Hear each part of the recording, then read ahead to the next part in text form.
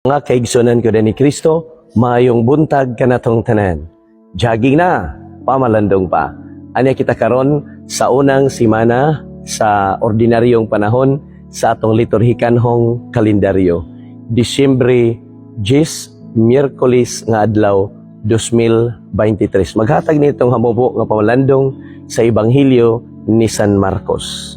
Sa atong santos nga Ebanghelyo karon giisgutan nga si Jesus gikan sa maong sinaguga miadto siya sa balay ni Simon og usab ni Andres kay ang mother-in-law ni Simon nasakit sa ato pa nasanaban sa daotang espiritu og anaa sa dako kayong hilanat.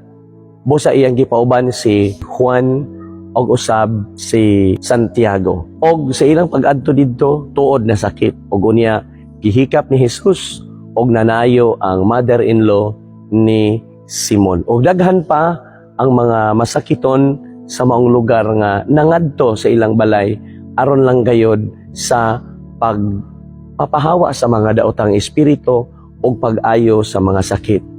Og unya samtang niadto si Kristo ngadto uban ni Santiago ug ni Juan sa kamingawan sa hilit nga lugar, giapa sila ni Simon nga daghan daw ang mga tao nga nagngita kaniya alang sa kayuhan usab sa ilang kalag ug lawas og pagpapahawa sa mga daotang espiritu.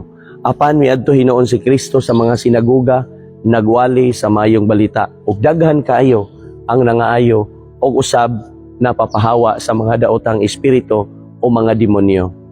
Mga igsoon ato hinumduman nga kitang tanan ayuhon manggayod sa Ginoo, dili lamang sa ato ang mga balatian kundi usab sa ato mismo nga sinati karon o nasinati karon sa kinabuhi.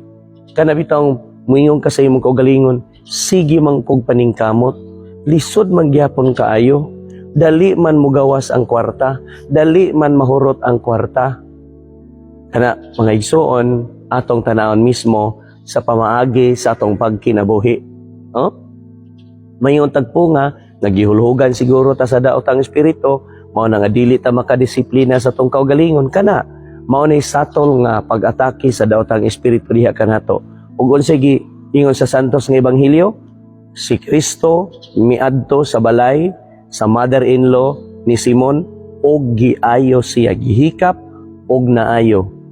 Kita mga igsoon kay makalakaw pa man ta sa panahon nga anaa kanato ang maong pagbati o ang maong kasinatian, duol ta sa simbahan, manimba ta, dili ta magsigi na lagpunay o magpunay na lamang og paninda, paningkamot, maningkamot ta nga wala ang Dios.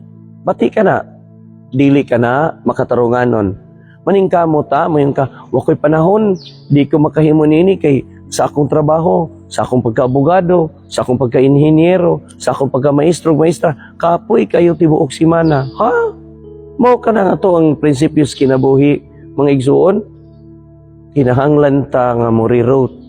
Panahon na nga morirot ta sa tong kaugalingon. Bag-ong tuig, bag-ong kinabuhi, paubano nato ang Ginoo sa tong panaw.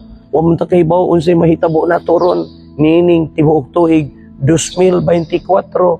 Ikaduha, nga si Kristo muayo kanato apan iyang giuna ang pagsangyaw usab kanato nga pasabton ta mahitungod niining tanan nga nahitabo sa tong kinabuhi. Hinumduman nato nga ang yawa dili lamang moatake nga ikaw iyang sanaban, ikaw iyang sudlan. Mismo sa atong mga kasinatian, siya anaa ang maong daotang espiritu kanunay nga nagsamok kanato. Kana lang daang maglisod kag desisyon sa imong kaugalingon, kana lang daan maglisod kag himog mga mayong buhat sa imong kaugalingon, kana satol kana nga pag-atake kanato sa dautan ug dili na tutugutan mga igsoon nga mao kana ang maghari diha sa atong kinabuhi. Paharion nato ang Dios sa atong kinabuhi. Atong tugutan ang Ginoo nga molimpyo kanato aron sa ingon kanunay ta nga anaa sa grasya. Kung nakagusto ka mo nini itong hamubo nga pamalandong karon, palihog sa pag-view, pag-like, o pag-share niini diya sa inyong Facebook page. Exercise through faith. Thank you and God bless.